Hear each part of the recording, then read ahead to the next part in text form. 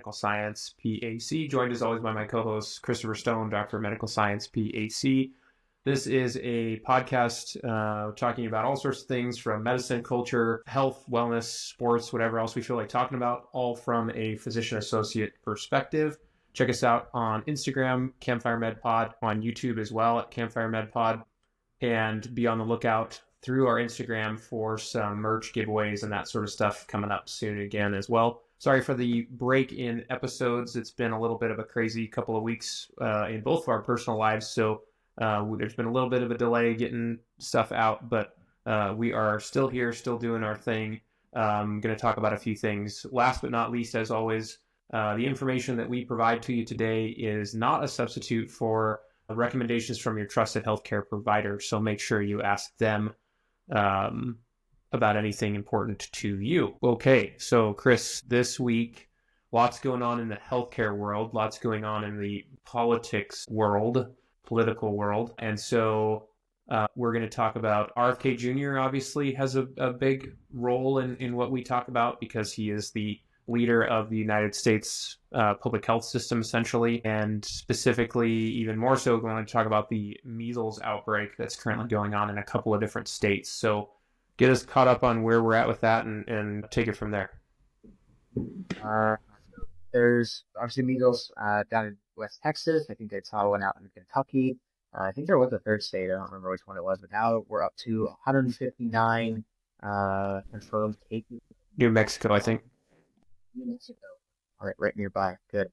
So 159 confirmed cases of measles. Of those, they have confirmed 80 of those are from unvaccinated children.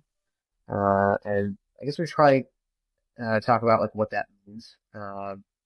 To be vaccinated as a child or an adult, it doesn't mean you need to get both of the MMR doses. So there are 2 doses in the series. So even if you get just the one, you get that, and you're still unvaccinated, right?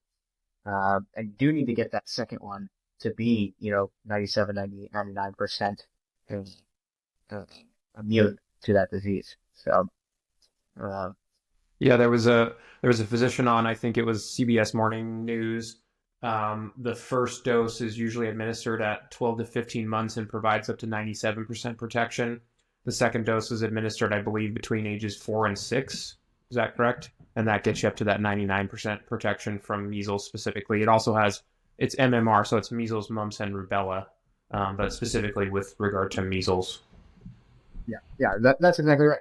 Like, you need to get that second dose. I definitely know they get it later on, between 4 and 6 to that period. So, yeah, it's so important. But just to give listeners some idea of what measles is, it is a viral illness. It causes a rash, fever, cough, other symptoms. They usually appear 7 to 14 days after they're exposed to the virus, which is pretty typical for any virus, right? But one of the big deals is the fever gets up to 104 or higher. We never want to see that in kids. They end up with a complex spot, tiny white spots, bluish white centers inside the mouth. That sounds bad, right? That's the pathognomonic. So there's how that relates to being a PA, and it brings up an interesting point that we can talk about a little later about how we are not necessarily prepared to diagnose or treat measles because it's been eradicated largely in the U.S. prior to the last few years. I think it was actually declared eradicated officially in like 2000. And so doctors are typically not trained on recognition. So the thing to recognize as a provider is the complex spots. So you need to look those up. If you're in primary care, urgent care, ED, where you're going to be seeing those first presentations of measles. Yeah, good. Obviously, it's a very virulent disease. Spreads very easily. Other things you can see, of course, the rash. I feel like that's the big thing that people see is the rash. It's red, blotchy, itchy. Gets on the face, spreads to the neck, chest, back, arms, legs, feet. They can blend together, so that, it might look a little bit like urticaria or hives or something like that. They could be flat. They might have some enlarged lymph nodes. I think the real issue is like people aren't taking it as serious. Like, well, the kids are just getting a rash. They're like, isn't it just like a chicken pox? It's really not. The complications from measles, includes like pneumonia or encephalitis, um, you know, real things that can kill them. They can have seizures. Which is brain swelling, by the way. Encephalitis, brain swelling. Right. Yes. Brain Just swelling. Yeah, just seizure. just to kind of hit that point home that it makes your brain swell, which is not typically great, particularly in little people. Indeed. But they also get, some diarrhea, vomiting, that leads to dehydration, especially when they're small. Dehydration, that'll kill them very quickly. So, especially when they're kids and they don't, want to eat or drink like adults do, you can force adults to do it. But what really is fun now is our new leader, JFK, and his recommendations. RFK. Yes, that's right. I didn't wrote RFK in here, even though it was RFK. Um, you know, Obviously, our recommendations are get your kids vaccinated. It does work. It's going to help keep them healthy. But our new leader has got a little bit different route. He is a known person to be against vaccines or at least be questioning of them. But right now, he is recommending vitamin A, cod liver oil, and budesonide. The cod liver oil does have a high concentration of vitamin A and B, which he's not too far off. I mean, there are studies that show that vitamin A can help treat diseases like this. However, in those studies, it was with patients that had vitamin A deficiencies. So all patients had the vitamin A deficiencies. So if you gave them vitamin A, they got better from those diseases. In this is these children don't have that deficiency, so it doesn't actually help them to have more vitamin A. So that's going to be helpful. Steroids, we do use that pretty loosely with some budesonide, so that might help reduce some inflammation and whatnot. But so I'm not super excited about those recommendations from RFK. Yeah, I think specific with the measles, the way I think of treatment of anything is sort of, okay, what's your first line, second line, third line, and then also kind of what are some other more supportive care things you can do, right? So like indirect treatments that will help but are not necessarily going to be the life-saving measures.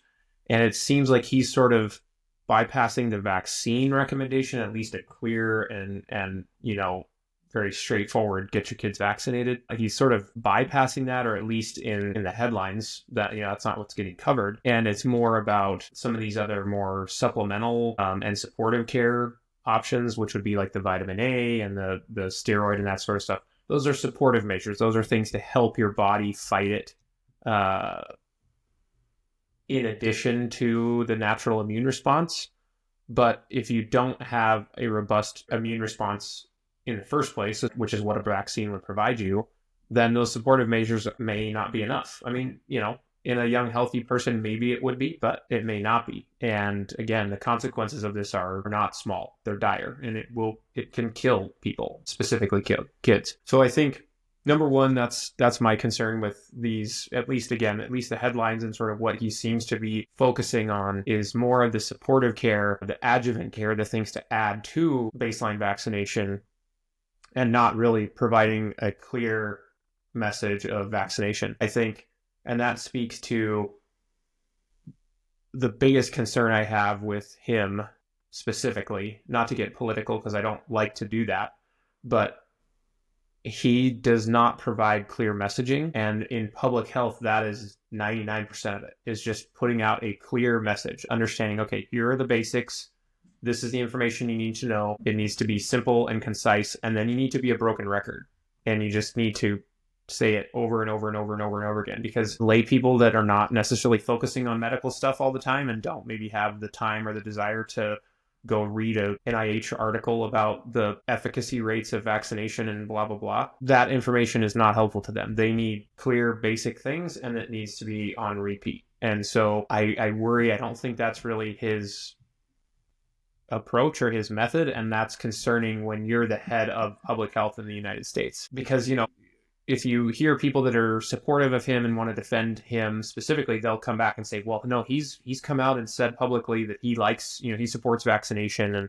And yeah, if you go back and you cherry pick, there are videos where he says that he does.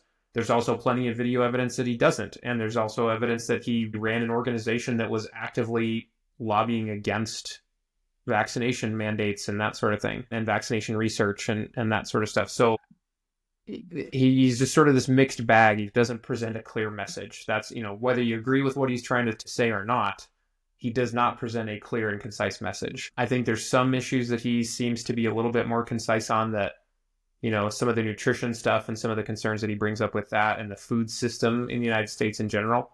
I agree with him wholeheartedly on some of those points. And I think he does provide a bit of a more concise message there. But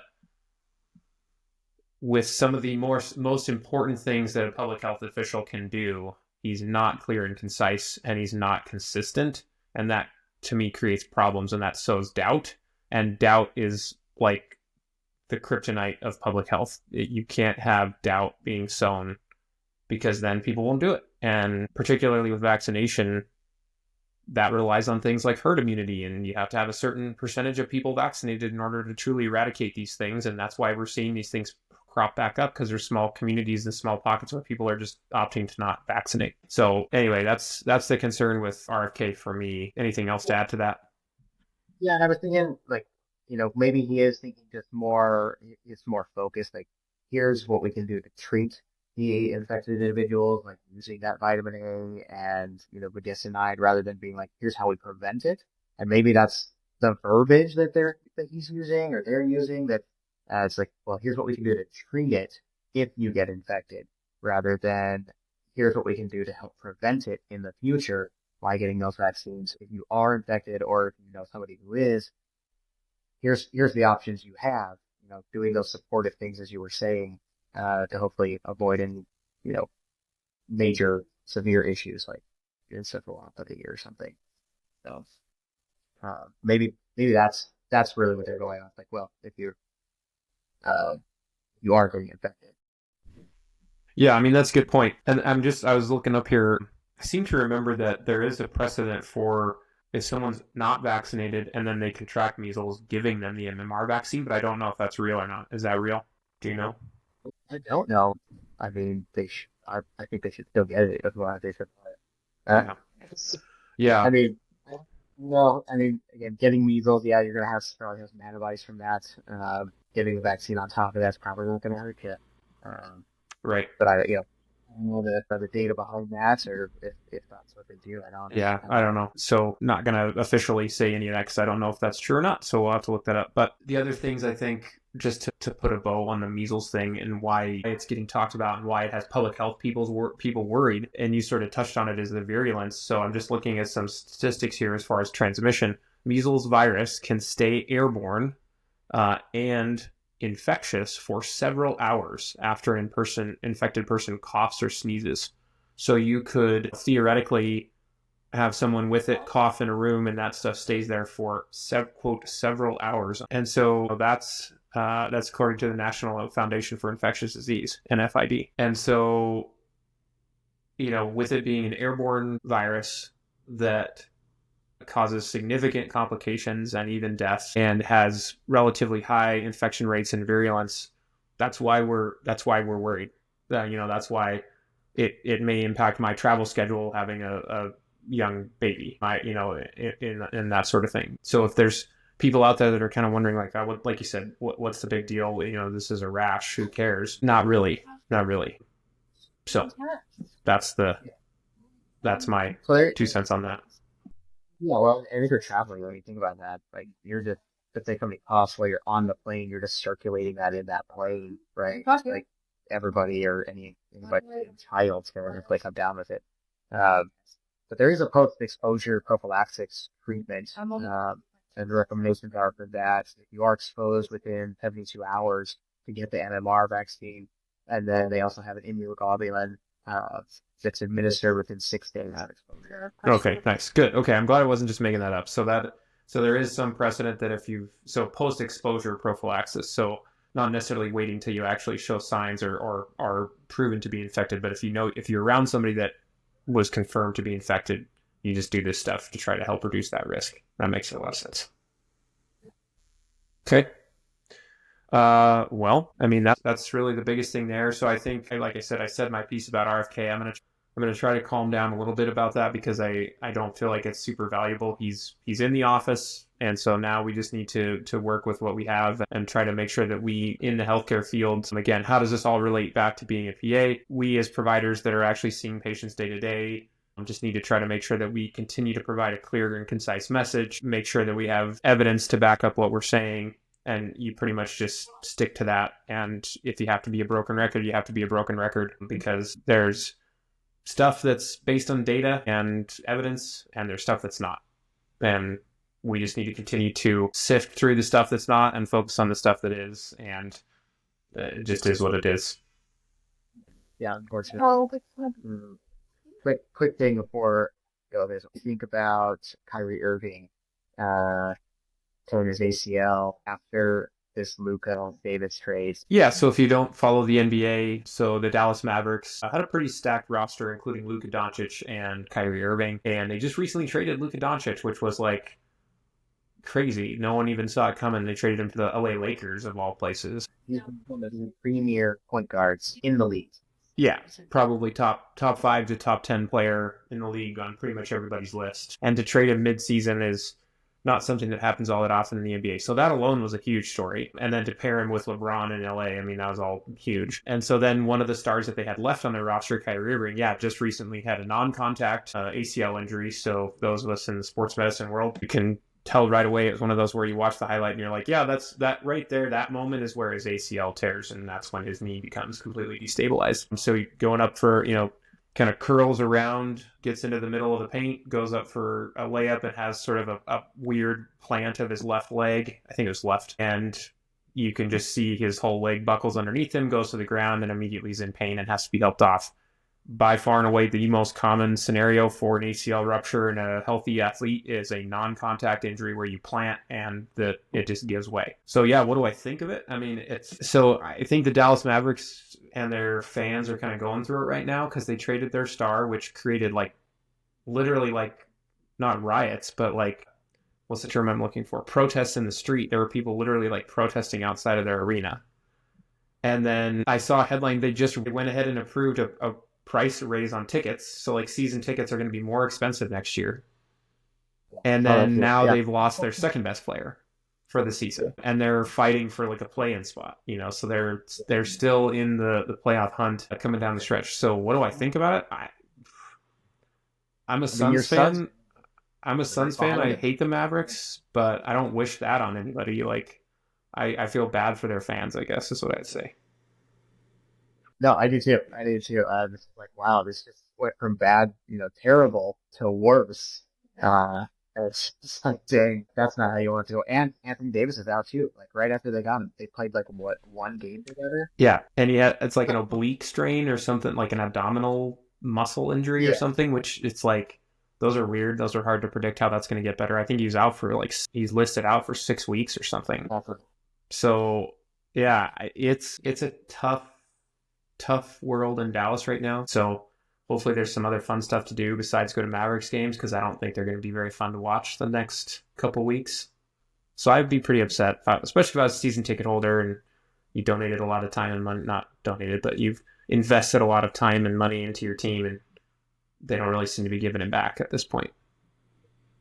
Well, do you think are they just a give up in the season and be well, maybe we can get some higher pick? Yeah, get the kid out of Duke, whatever I can't remember what his name is, but get something. Cooper Flag or something like that. Get somebody good.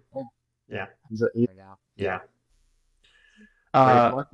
I mean, just in the effort of being educational, since we brought up ACL tears, we can talk about ACL tears real fast. Not necessarily a controversial topic, but it happens a lot. ACL, anterior cruciate ligament, lives in the middle of the knee, goes from the tibia to the femur. It is important for anterior to posterior, so front to back stability of your knee. And when it gives out or goes away, or ruptures, whatever you want to call it, it destabilizes the whole knee. And so that's why 9 times out of 10, young, healthy people, particularly athletes, it is a surgical problem. They don't do well without it. They'll have continued instability, increased risk of arthritis, inability to complete explosive maneuvers without some sort of support, apprehension, all sorts of stuff. And so they don't do well without an ACL, or what's called an ACL deficient knee. So then you go in and you reconstruct it. That's the problem with an ACL, is you can't just fix it.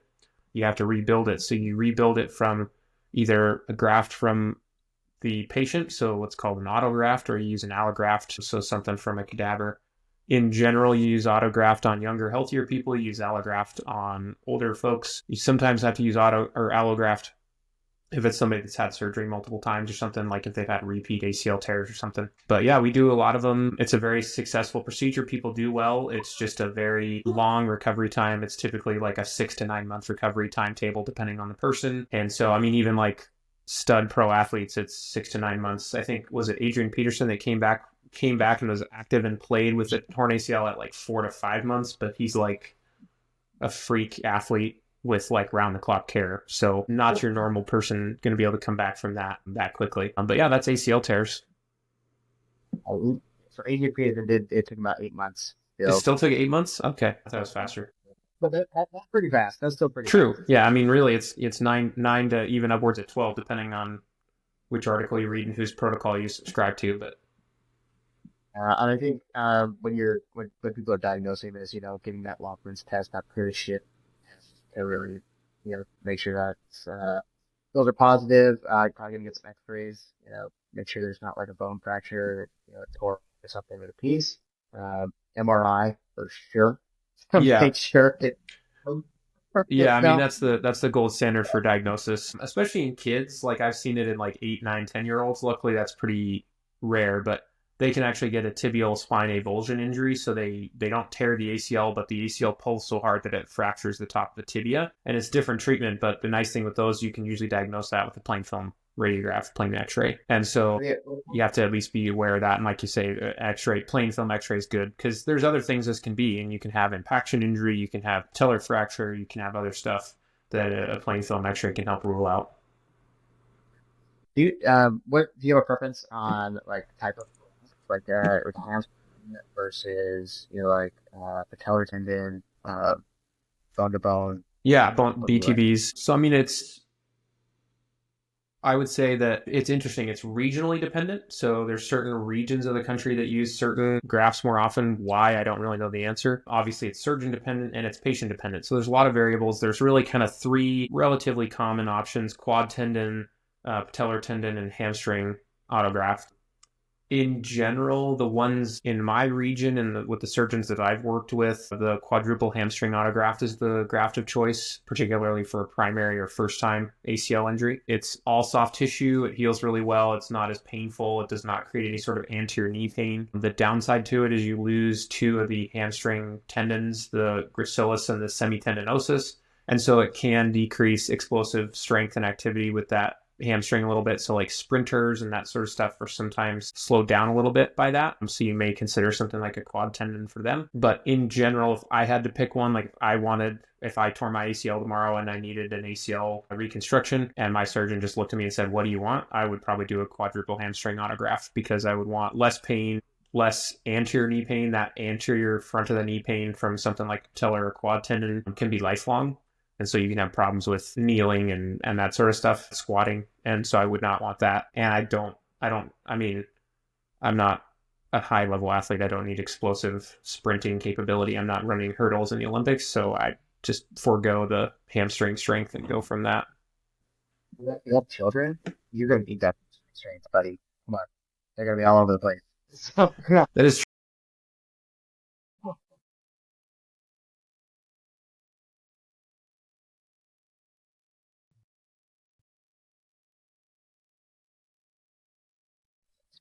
Yeah. Nice.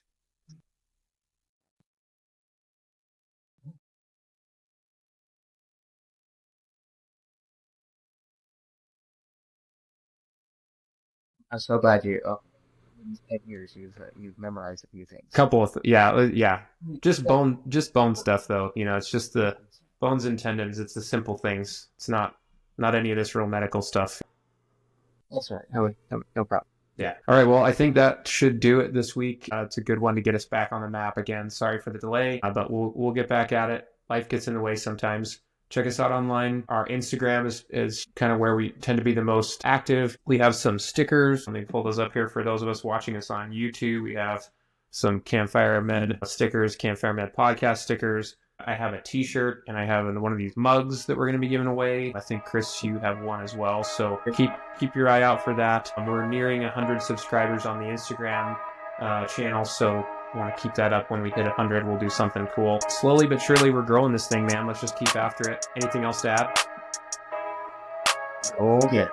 All right, guys, check us out on Instagram and on YouTube. And without further ado, go get them.